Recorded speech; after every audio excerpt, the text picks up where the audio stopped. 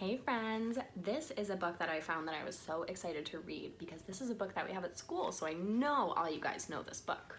So maybe you could even help me read it. This is Caps for Sale. Once there was a peddler who sold caps, but he was not like an ordinary peddler. Carrying his wares on his back, he carried them on top of his head. First he had his own checked cap, then a bunch of gray caps, then a bunch of brown caps, then a bunch of blue caps, and on the very top, a bunch of red caps.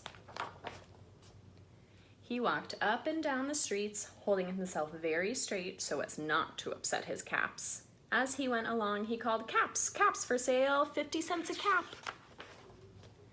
One morning, he couldn't sell any caps. He walked up the street and he walked down the street calling, "Caps, caps for sale, 50 cents a cap."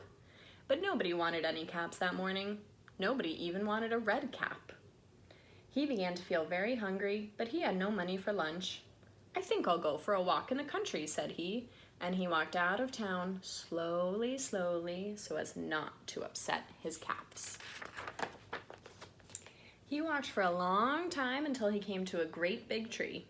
"That's a nice place for a rest," thought he, and he sat down very slowly under the tree and leaned back little by little against the tree trunk so as not to disturb the caps on his head. Then he put up his hand to feel if they were straight. First his own checked cap, then the gray caps, then the brown caps, then the blue caps, then the red caps on the very top. They were all there, so he went to sleep. He slept for a long time. When he woke up, he was refreshed and rested.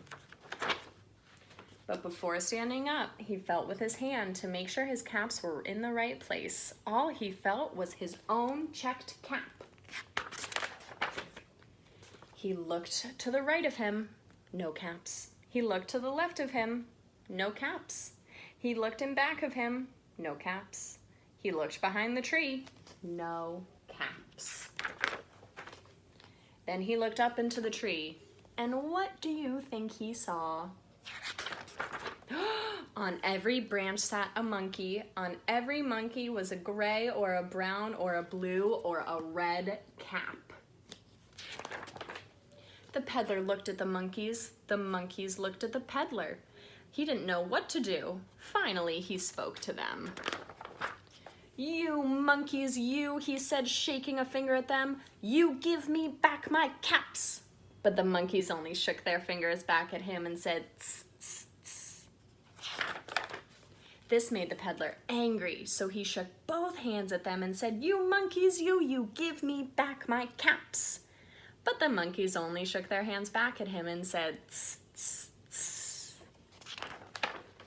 Now he felt quite angry.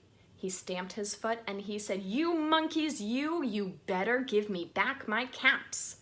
But the monkeys only stamped their feet back at him and said, "Tss, tss, tss."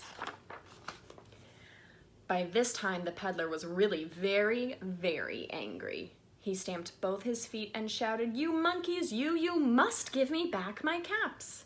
But the monkeys only stamped both their feet back at him and said, "Tss, tss, tss." At last he became so angry that he pulled off his own cap and threw it on the ground and began to walk away. But then each monkey pulled off his cap, and all the gray caps and all the brown caps and all the blue caps and all the red caps came flying down out of the tree. So the peddler picked up his caps and put them back on his head. First his own checked cap, then the gray caps, then the brown caps, then the blue caps, then the red caps on the very top. And slowly, slowly, he walked back to town calling, "Caps, caps for sale, 50 cents a cap."